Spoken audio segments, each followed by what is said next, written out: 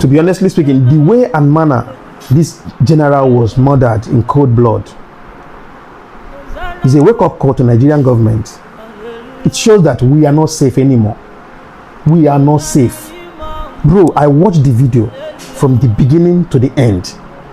I saw, and he's an Igbo man, is General Oba.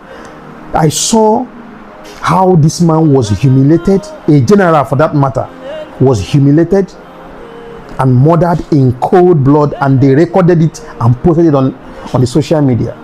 And I have a question.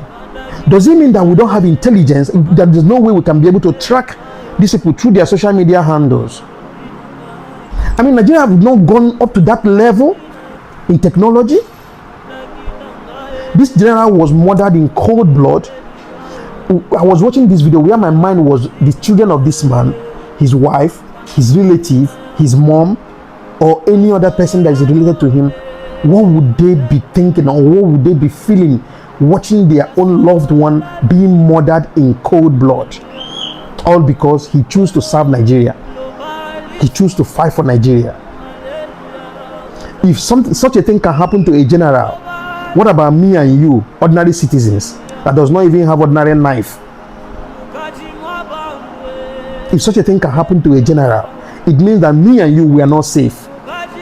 Even the government officials, they are not safe. Even government themselves, they are not safe. It's a wake-up call. We need to wake up now and act now. It's very, very important. If Nigeria cannot do it, allow Donald Trump to come and do what he's supposed to do. America have the capacity and the technology to end this thing once and for all. Forget about Sudan. By the way, we have been at war for over 20 years now. There has been massacre in Nigeria. There have been killing in Nigeria. It has been going on and on and on and on and on and on. So what is the meaning of we don't want Nigeria to become Sudan? We don't want this thing to happen to Nigeria. Listen, we are already doomed. If you don't know, put it at the back of your mind. These are terrorists that were created by the Buhari's regime. Because I remember vividly, I've said it here before, I remember vividly when Goodluck Jonathan was in power, Buhari contested and failed. He told Jonathan categorically that he will make his government ungovernable for him. And he did. He did. And at the end of the day, these guys went out of control. Out of control. He could not even stop them. He could not wage them anymore. Even during his own tenure, these guys were rampaging, killing, maiming, and raping. These are the consequences when it comes to bad leadership, when it comes to people that are desperate for power. These are the consequences of people that are desperate for power. When you are so desperate for power, at the end of the day, this is where it will result to. It will affect me, it will affect you, it will affect your children. If you fail to act now, clear these people. I was watching a video where these guys were on the Lake Chad, on top of the water. They were massive. They were crowd in numbers, over 50 boats.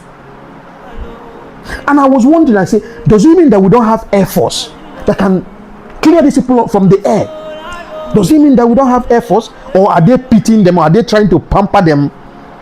You can see, as a matter of fact, Nigerian government is pampering terrorists. To be honestly speaking, since Nigerian government can engage in one-on-one conversation with them, negotiating with them, you are negotiating with terrorists, you are negotiating with bandits, you are negotiating with people that are killing innocent Nigerians, you are negotiating with them.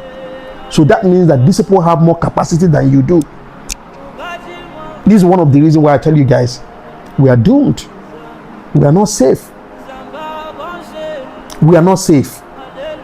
The only solution to all this is stop Fulani herdsmen, stop Fulani people from entering Southeast. Be it armed Fulani, be it unarmed Fulani, whatever constitution said Nigerian can travel. No, stop them. We have local security agencies. Stop them. Don't wait for police to come and do it. Stop them. Return them back to the north where they are coming from. Because these guys will come without arms. But the way their arms will be smuggled in, you will not know. This is how they work. They will come in. This is how they came to Kwara. And this is how they are unleashing their terror now on Kwara people. They will come in without arms. And at the end of the day, their arms will be smuggled in for them. And they use it to commit atrocity, commit genocide, kill innocent citizens. You guys are thinking that this is funny. This is not funny. It's not funny at all. Nigeria is sinking. Fulani herdsmen are on rampage. Fulani jihadist group. Let me stop calling them herdsmen. These are not herdsmen. Herdsmen are people that are in charge of taking care of cows, goats, sheep. They are headers. But these guys goes around with AK-47, pump action. They go around with all these chain bullets, with grenade, with bombs. So these are not in any form headers. These are full-blown terrorists.